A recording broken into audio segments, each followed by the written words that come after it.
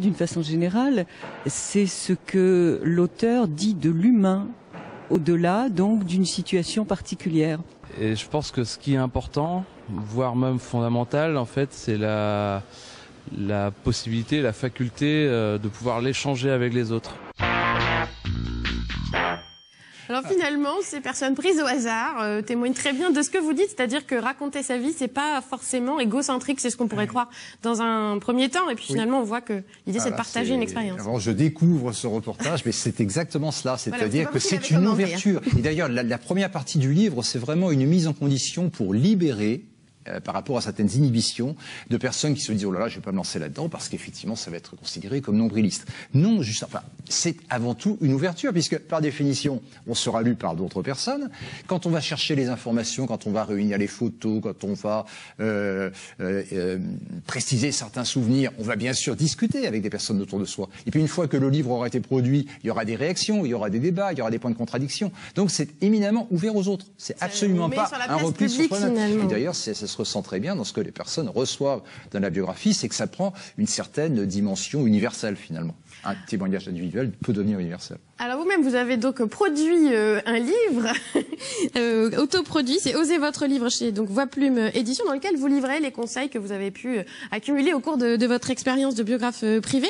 Alors sans dévoiler toutes les clés, parce que sinon il n'y aurait plus d'intérêt à se procurer le livre, est-ce que vous pouvez quand même donner quelques conseils rudimentaires pour les gens qui se lanceraient dans cette entreprise de biographie? Alors oui, vous avez raison de parler de conseils, parce que ce livre, en fait, il est venu parce que je reçois souvent des appels téléphoniques en général, de personnes qui me disent « Voilà, moi j'aimerais bien écrire par moi-même mon livre, mais je ne sais pas trop comment m'y prendre, est-ce que vous pourriez me conseiller ?» Et ces personnes sont très sympathiques, mais moi je ne peux pas conseiller tout le monde en passant trop d'heures à cela.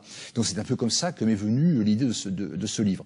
Alors il y a donc la première partie dont je vous disais qu'elle était plutôt de mise en condition, mais la deuxième partie, elle est vraiment très didactique. C'est un manuel, c'est un guide pratique, vraiment. Alors les recommandations sont déjà d'avoir une réflexion préalable sur est-ce qu'on va faire un récit ou est-ce qu'on va prendre une forme romancée? Ça, c'est un choix à faire dès le début.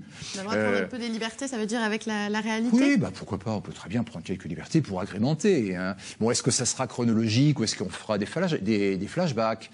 Est-ce que ça sera sur uniquement le ton du récit ou est-ce qu'on introduira des dialogues? Est-ce que ça sera au présent ou à un autre temps? Ce sont vraiment des questions qu'il faut se poser de façon préalable. Les gens à se poser les bonnes questions avant de se lancer dans l'écriture. Est-ce qu'il y aura des photos aussi ou non? Ça, c'est un facteur qui est important aussi. Donc, on commence effectivement par cela, et puis après, donc on assemble. Alors on recueille la matière, c'est une moisson en fait, et ce que l'on moissonne, ce sont des documents, des photos, des lieux que l'on peut retourner visiter. Ça, c'est très important aussi. Le grenier ou l'école maternelle où on pouvait être avant ou la maison dans le village où on a eu un coup dur. Enfin, tout ça, ça peut être revisité. Une chose est certaine, c'est vrai qu'il faut avoir du temps. Ça, vous le dites bien aussi, parce que voilà, c'est une entreprise qui est assez chronophage, on pourrait dire. Oui. Donc, en tout cas, vous pouvez retrouver tous ces conseils dans ce livre. Osez votre livre aux éditions Voix et Plume. C'est 17 € seulement chez tous les bons libraires.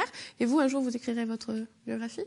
Quand j'aurai le temps. Quand vous aurez le temps. En tout cas, merci d'avoir été avec nous sur ce plateau. Merci. Alors, il n'y a pas que les stars de la croisette